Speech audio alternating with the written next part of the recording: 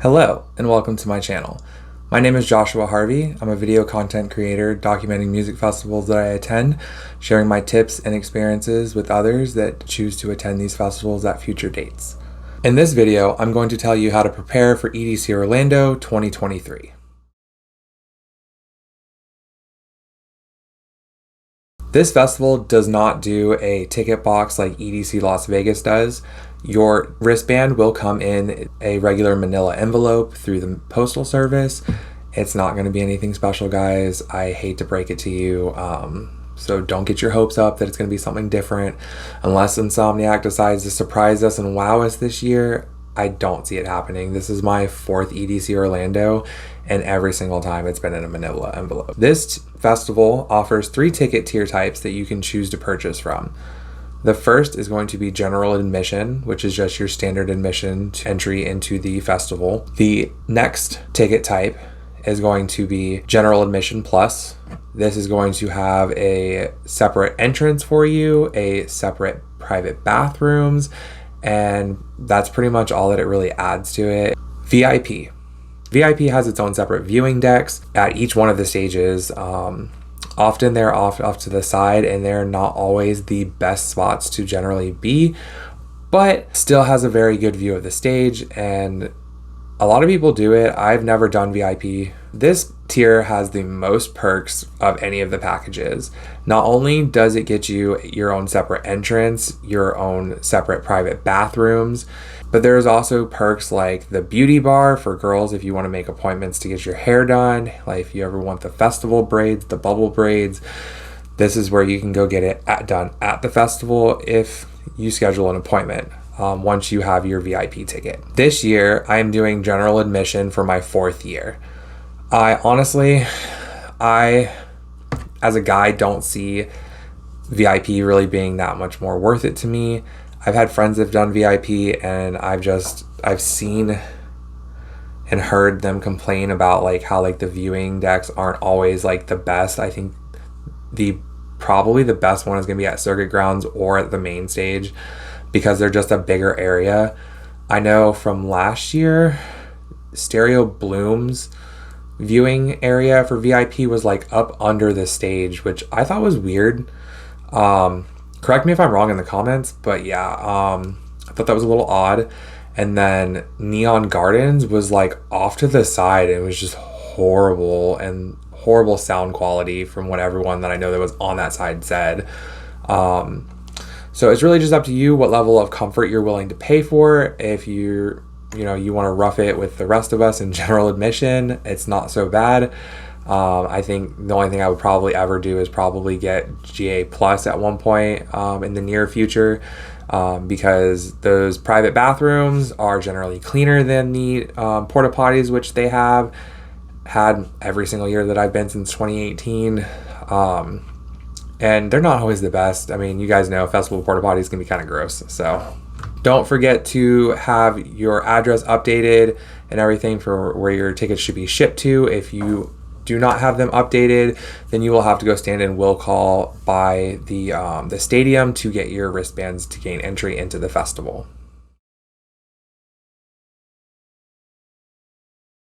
The Florida weather can be highly unpredictable, and I strongly suggest that you go and check the weather the week of and just keep an eye on it up until the days leading up to the festival.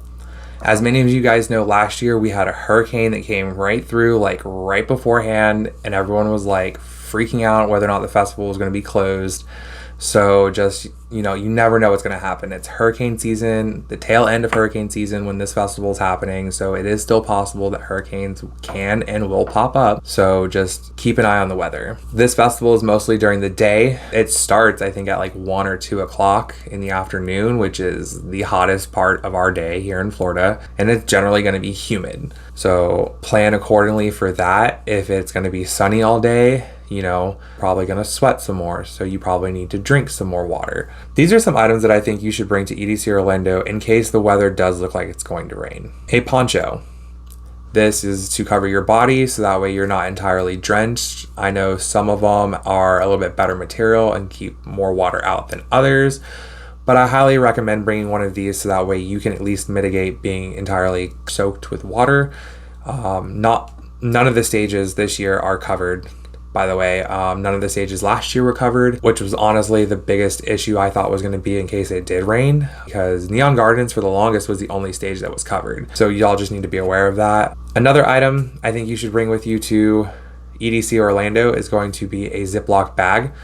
This is to put into your hydration bag in case you need to cover anything that does not need to get wet, i.e. if you have a cell phone that is not water resistant, or your wallet, your car keys, any sensitive medications, just to mitigate anything getting ruined that doesn't need to get ruined because you got rained on. A hand towel. And I know some of y'all are going to laugh about this, but in 2019, it rained for a good bit. I want to say on the first or second night. All I remember is I was standing out in the field watching Deadmau5, and I was clutching my hands together, and I was just like, man, my hands are so cold. Like some type of towel to be able to dry yourself off with, your hair, your hands, whatever, to keep you warm. It helps mitigating you from getting sick. If you have glasses, if you're wearing glasses that day and you need to be able to see, it can help dry off your glasses if your clothes are wet. I'm not saying bring like a beach towel, but something that's compactable to put into your hydration pack or your fanny pack. I also, and some of y'all are going to laugh at this one too, I think if it does look like it's going to rain, it is a smart idea to bring an extra pair of socks. This is to help your feet. If your shoes do absorb a lot of the water and you start to get wrinkly feet, your feet start to crack or blister, just help protect your body any way you can from the elements at any festival. I'm going to go over the different types of parking and the parking situations in which you can get to the festival and away from the festival. And I'm going to tell you about what I'm doing for this year for my 4th year. So there are free shuttles from downtown Orlando that you can take to get to the festival and to return back to your car. I have never done these shuttles. From what I understand is they're usually at like parking garages, I think, from downtown. At least that's what I've seen from the addresses online that get posted on Insomniac's website. So make sure that you check the website closer to the festival date so you're updated at which addresses are the free shuttles. That way you can save some money potentially there getting to and from and have a safe drive back to your car. Then hopefully make it home safe because we want to come back and party the whole weekend, right guys? Right. You can Uber or Lyft to the festival each day if you choose. Just know that generally going home is going to be the worst. I did that my 2nd year. I want to say we went in 2019. I did not like taking Ubers whatsoever. I had to walk a good bit away from the stadium to really get someone to pick us up the first couple nights, and then the last night my friends did like an Uber XL and we were able to all fit in there and go back to our Airbnb. Just be careful with that because sometimes people like tell you to like pay them off the books and do trips. So like just be careful who you get in your cars with. The pickup points can be hard for Ubers. So that's why you generally have to walk away from the stadium. And at nighttime, it's not a good area to really be walking around at. I highly suggest do not be walking around alone.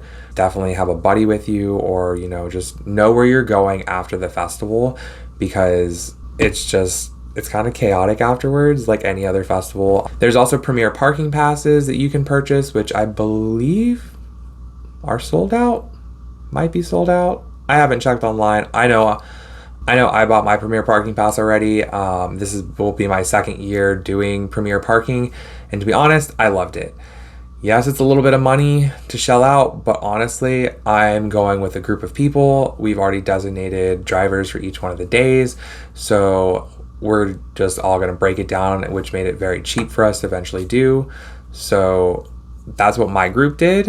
And I loved it. We loved it last year. We were able to pull up and park right behind Neon Gardens. Our area was gated in. There were security guards there. Like nothing wrong with our cars the entire weekend. So that's why I'm doing it again this year. I just really like that I'm able to pull up, park, go right into the festival. You don't have to walk all the way around to like the circuit grounds entrance. There's an entrance right there next to Neon and Kinetic. There is also parking around the stadium. I did this in 2018 when I went. And to be honest, I paid about $25 a day to park in someone's lot. And I should have worried a little bit more about it when I did it. But to be honest, I was just more gung-ho about getting into the festival. Thankfully, each day in 2018 when I came out, my car was fine. No slashed tires, nothing was broken into, none of my windows were smashed, like none of that. I have heard from other people, and I've seen the post online, that cars have gotten broken into, cars have had their tires slashed. There are people that will fill up full lots that are not even their property and then have every single car towed. So be very careful where you park around the stadium if you are going to choose that as an option, because not every person is legit, and you need to really protect yourself in that situation, because you don't want to be stranded, stuck somewhere without a vehicle to go home, and then you're shelling out more money to get an Uber to where you're going, get your car at an impound, get your car fixed. Like, it's not worth it. It's really not worth it, guys. So there are 4 main stages at EDC Orlando. Stereo Bloom. Stereo Bloom is Insomniac's takeover stage. This stage literally every day hosts a different type of EDM genre. Generally, it's a mix between like bass, house, tech house, and techno. It really just depends, or sometimes it's hard styles. I've seen Tatwikas at this stage before. So it really just depends who you're going to see here. So just really pay attention to your lineup on each day, because it is going to change and it's going to be various different artists playing here. Stereo Bloom got a redesign this year at EDC Las Vegas. I'm excited to see this new stage in person this year, and I hope you guys are too. Neon Gardens is the techno/tech house stage. This stage got a redesign last year, and I do not believe it's going to be a different stage this year. It looked like it was the same stage at EDC Mexico and EDC Las Vegas again, so I imagine they're going to bring the same thing to EDC Orlando. I actually had a lot of fun at this stage last year compared to when I saw it in EDC Las Vegas 2022. I really just loved all the additional stuff that they added to it, from the graffiti and the art to the panels on the cargo halls. It just really looked more lively in Orlando compared to what it did in Vegas. So I'm interested to see if maybe they updated some of that for this year, but who knows, they can't be dumping money into revamping the same thing every year. I mean, they're going to give us a new main stage, and they just gave us a new Stereo Bloom. So we'll see. Circuit Grounds. For all you bass music lovers, this is going to be your home for the weekend. I'm hoping this stage gets a redesign for this year, because honestly, it's getting rather lackluster seeing just flat screen panels everywhere.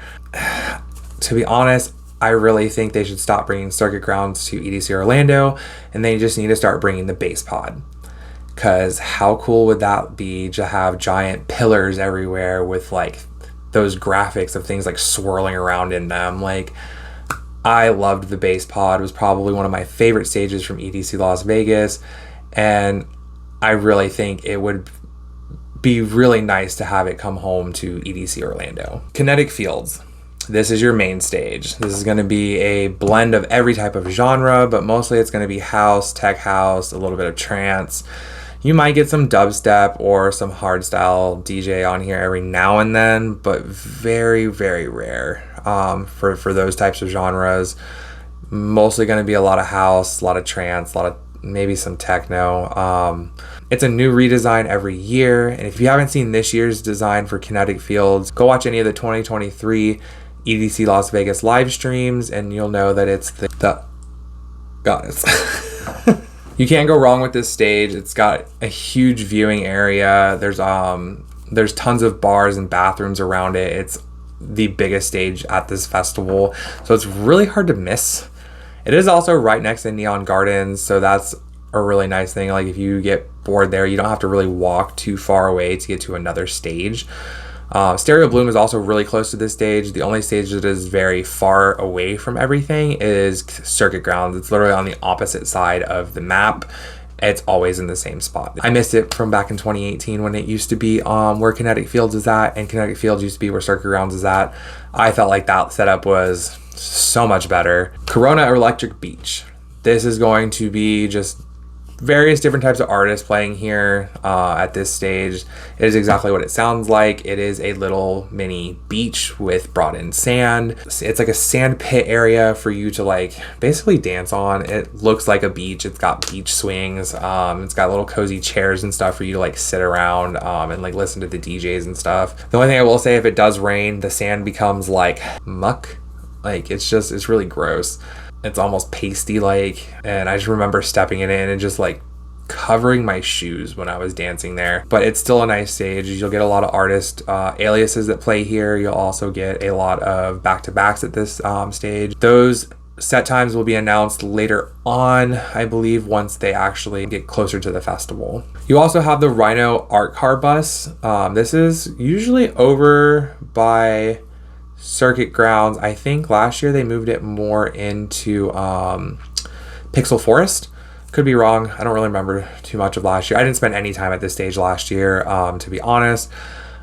I think that's the same thing as Corona Electric Beach. The artist lineup gets announced shortly before the festival, and I think it's a lot of artist aliases and back-to-backs that also play there. You'll get push notifications from Insomniac if you have the Insomniac app downloaded to your phone. So just make sure you turn those on so that way you can get notified of like what's going on where. In this section, I'm going to give you 12 tips for attending EDC Orlando. Number 1. Eat a good breakfast every day before you go into the festival. This will not only help you save on cost of food inside the festival later on in the day, make sure that you properly fuel yourself to keep yourselves out of sticky situations, i.e. going to the medical tent. Don't be afraid to go to the medical tent if you need help, but some of these can be avoided by simply, eating and properly fueling your body. Number 2.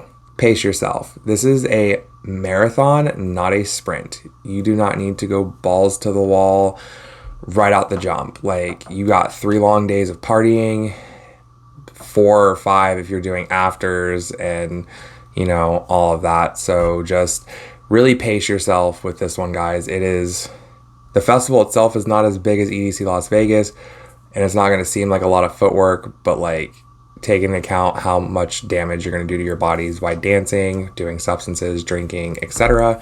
So just pace yourselves. Number 3, going along with the last one, know your limits. That's whether it's dancing, drinking, if you are partaking in party favors, and do not try to exceed those limits because of any reason. Peer pressure, trying to keep up with anyone else, like, it's not worth it. Also, do not be taking substances from people within the festival or have no way to test those substances. You do not know what's going to be in them if those are the said substances that you received from someone. Number 4, be familiar with the map. This will help in situations in case you do need to get medical attention, if you need to get water. It just helps you, overall, you or your group get around a lot easier so you're not just aimlessly wandering and wasting times not seeing DJs. Number 5. Again, this kind of goes along with the last one. I strongly suggest once you familiarize yourself with the map, make meeting spots at each one of the stages and or inside the festival before you leave, so that way your group is all together before you walk out, because once you walk out of the festival, you are not able to go back in the festival. This will also help if you get lost from your friends, separated, if cell phone service is not really, working because it's a festival and there's so many people around.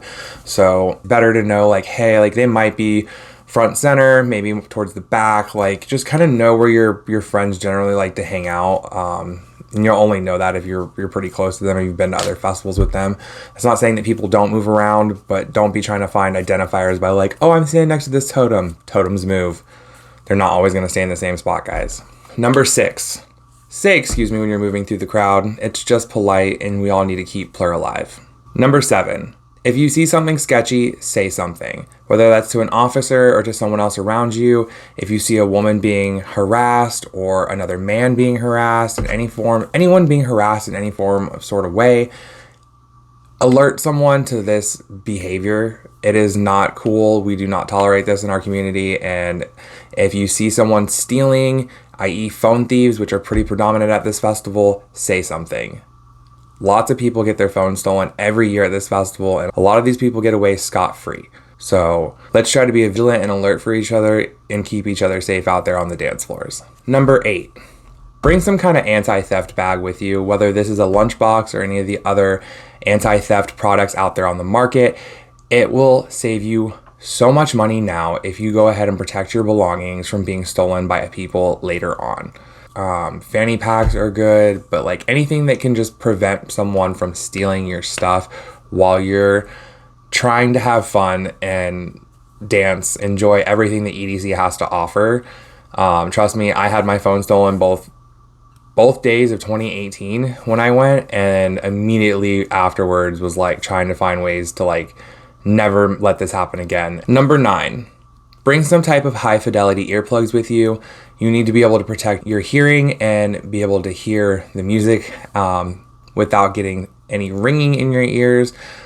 This will also save your ears for future raves to come. Do yourself a favor now, get yourself a pair. I like to use Heroes. About $10 on, they're about $10 on Amazon. I've used these at so many festivals. You do not need to break the bank to, get a pair of high fidelity earplugs to save your ears. Number 10, take breaks. You do not need to be up dancing all the time. It is okay to sit down and go check out the grounds of the festival. Honestly, I highly encourage it. There's things like Daisy Lane, Memory Lane. There's some cool art installations to go check out. And a lot of good food vendors to go check out. You never know what you're going to see. You never know who you're going to run into. So just go explore. Number 11, trade candy and keep Plur alive. That also means you can trade little trinkets, whether it's little ducks, business cards that you made with your drum handles, which I will also be passing out at EDC. People, clothespins with your handles on it or favorite DJs on them, little sprouts, just if you want to, not necessarily saying you have to, but like trading and gifting people stuff is generally a culture of EDC. So it's nice, and it's a really heartwarming thing when someone gives you something just randomly and you're just like, oh, like thank you, or they give you a compliment and then give you something or a piece of candy. And if you haven't done the candy trade handshake, definitely ask them to show you, and they will be more than enthusiastic to give you your first piece of candy. Number 12, see y'all under the electric sky. Bye.